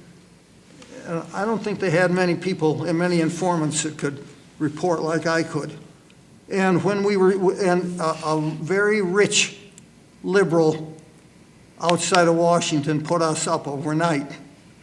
And I remember one of those radicals smirking and saying, "Boy, this cat is rich. Come the revolution, he's really going to get it." You know, this is why I hate the left, Greg. I think they're evil, dangerous people. I'm just trying to visualize you, Norm Carlson, infiltrating a liberal organization. Certainly, normally how you're coiffed with your short hair and, I mean, this, in that time period, you know, the 68 and so, I mean, there were long hair, afros, you name it. And how did you change your look? Yeah, most of the time I had a brush cut. Did you, Believe it or not, That's I hard. only grew my hair out long for my sister's first wedding in 1969. I'll be darned. This is, I'm trying to get over that image, man. I got by. I did. And then also among the other things, you, and I was the beneficiary of this, you got active in the Wallenberg movement, Raoul Wallenberg, and at a time when they weren't quite sure where he might have been still alive. And there was I think it was Jamestown Community College, may have been sponsoring that, and you got the tapes. You actually got the tapes. Well, of the Norma Anderson is a name we should remember. Yes. I mean, she was a powerhouse on the international scale, really, in the Wallenberg movement. And she or Rollin Swanson, one or the other, I think Rollin, asked me to join, and I just did, and I thought it was a wonderfully important, worthwhile movement. Norma invited 6 or 7 or more people who had actually worked with Wallenberg in Budapest to come here, and I wish that somebody had had more presence of mind. They were interviewed, they were videotaped, these were in the early days. They did a terrible job, inept, amateurish, and then I didn't have the presence of mind for a decade or two, and I just let this go, and then I find that one day I realized, hey, these tapes are extreme international permanent historical significance. Where are they? So I went down to JCC and I asked questions, and I asked different ones who were involved with our committee. It was never a membership organization, it was a committee. And I found the originals had been donated up to the Reed Library or to SUNY up there. And nobody could find them. Nobody could find them. Well, finally, after several months, I got a notice that they'd found them in a box in the music librarian's office. And I tried to get those copied, digitized, donated, what have you, and I just couldn't get anywhere until Amanda Shep, the new librarian up there to Reed Library, she got it, and she got things done. And she's having them she's not only had them copied, she's having them transcribed. I've meant to ship the originals down to the Holocaust Museum, and I need to do that. I just haven't wrapped them up and sent them down. But now we have good, adequate digital copies, and they're known and they're appreciated for the value they have. I mean, this is one place where Jamestown can contribute to something to world history on the top level. And I'm the beneficiary of that because you let me, Yes. permitted me to digitize them from the VHS, and that's now up on the Robert Jackson Center YouTube site. and we had our own contacts with the Wallenberg Society in Canada, and they all have them now. I mean, they all, Yes, thank you for taking that extra step. yeah, so they have that here, and one of the head of the Wallenberg Society, Hans Corell, actually got an award here. He's an internationally criminal law expert extraordinaire. So they appreciated what you saved. That has had an extra life. Then you even worked for Japanese record companies. Yes, in the 60s there, through the Stanley Brothers fan club, actually, I got in contact with a girl in Japan. We were pen pals. In Japan, there was a certain number of people in Japan who were very interested in American country and bluegrass music, and she was one of them.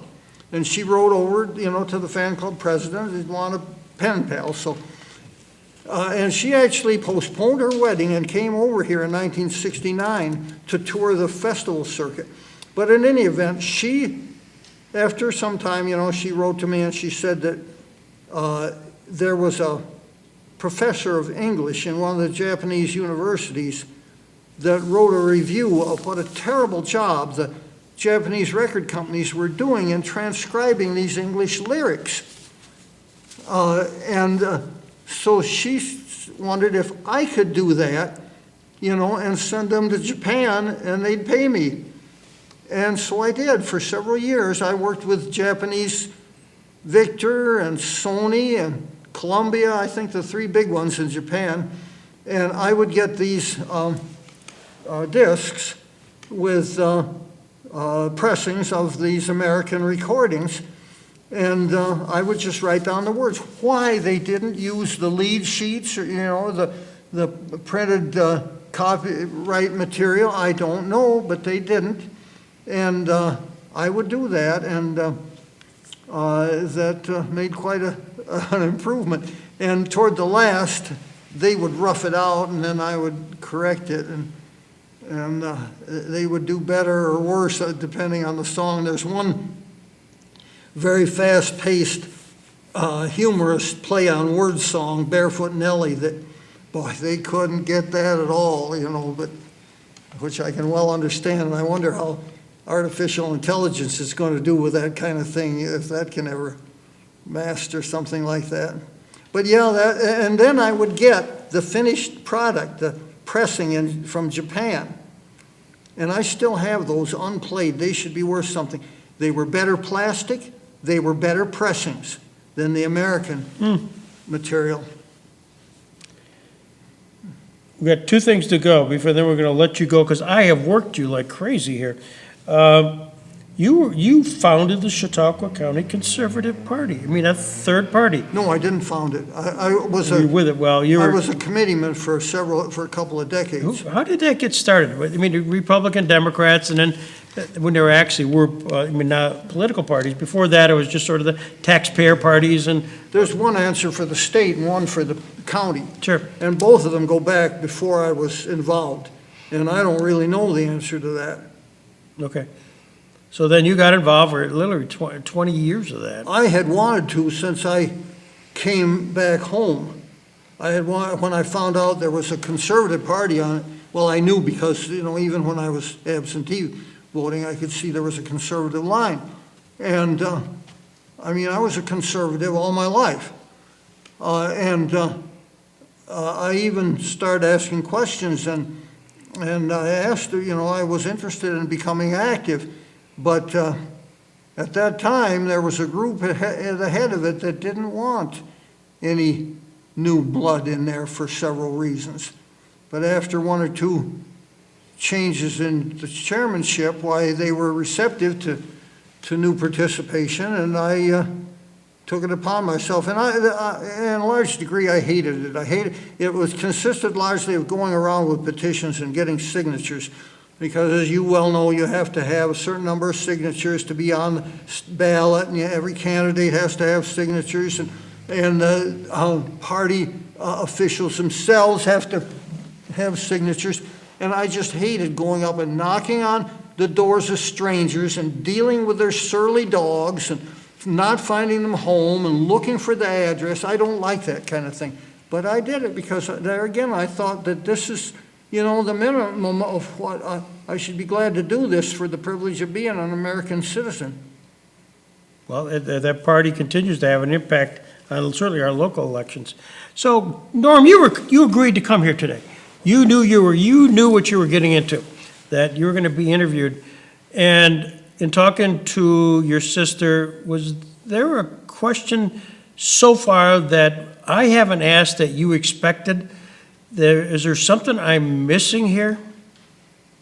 Well, quite a few things, Greg. I mean, anybody, by the time they're as old as I am, they've done a lot of things, they've seen a lot, they've experienced a lot, they've had a lot of ups and downs, and I'm sure there are things that I left out that I had jotted down here that I had hoped to mention. But big things in my life, of course, are my upbringing and my rural outlook that has stayed with me, and my conservatism, my experiences with the Bastille Historical Society, and my devotion to history. It's probably not very nice, but I say people tend to live and die like rats. They think of big number one, me and now. And it's like living in a two-dimensional world if you don't see the past and you don't see the future. And the past, notoriously said it isn't even past. It isn't even gone. It affects us every way, every day. And everything I do and everything I look at as I go around, I'm either aware of its past or I'm thinking of its past. Even the meanings of the words, where do they ultimately come from? And even these town place names, I've done extensive, going way back into the Indo-European languages, and where do these things come from?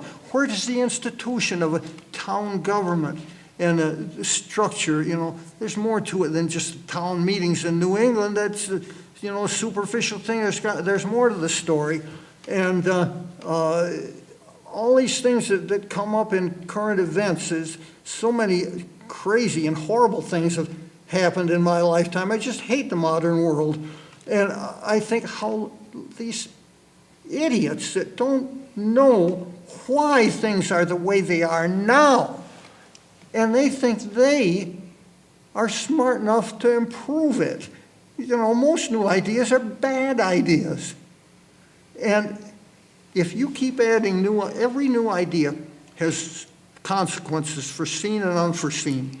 And then those consequences, somebody has to come up with more ideas to deal with them or compensate them in one way or another. But those in turn have their own unforeseen consequences.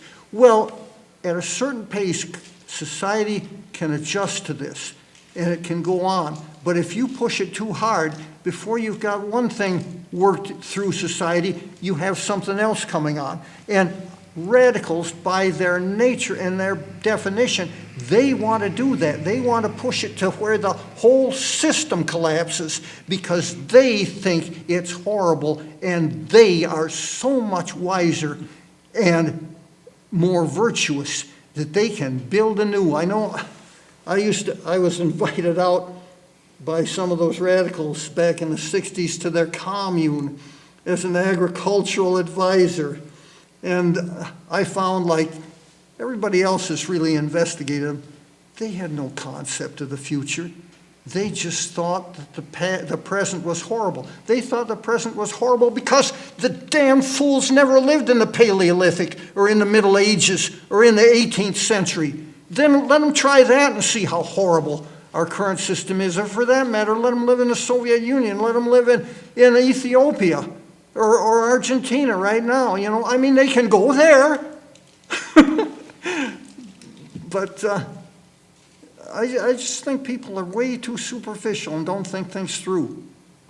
Well, you do think things through, and I noted that you've kept a diary or a journal since 1974. And I advise everybody to do that. And if you don't, start today.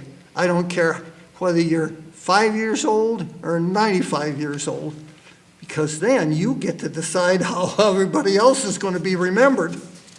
So, and obviously you still keep that, and I just want to know, as we draw closure today, when you sit down tonight and put in the entry of your diary for today, February 15th, 2024, what are you going to put in it? Well, I'm going to put in that there was an interview with Gregory Peterson at the Jackson Center, and it was characteristic of Greg's interviewing technique. It was a pleasant experience.